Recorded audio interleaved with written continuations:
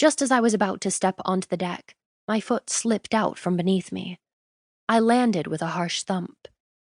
A shooting pain spread from my right ankle, the sensation of pins and needles spreading through me quickly.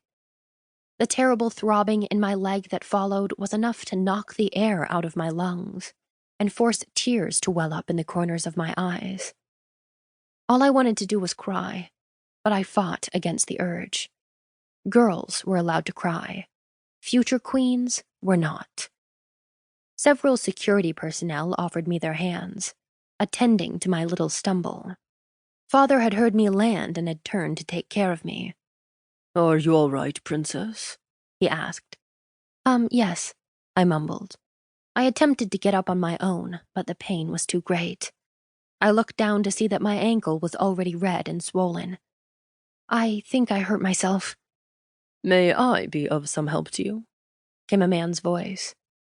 I looked up to find someone squeezing his way past my security team, hand outstretched.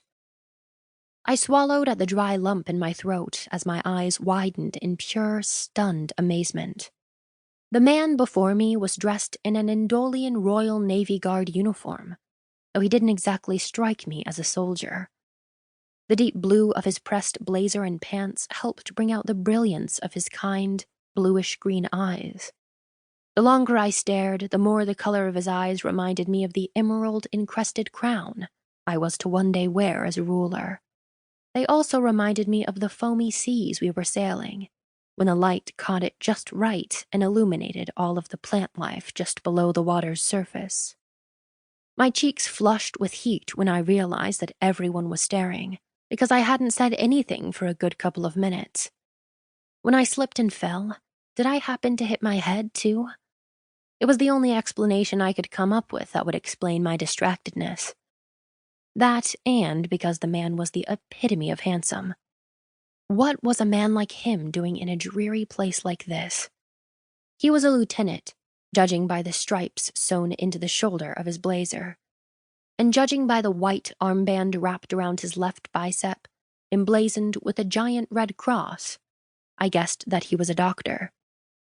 He wore his dirty blonde hair cropped short, though I imagined that was because he had to adhere to the Adolian Navy's strict dress code, rather than a fashionable choice.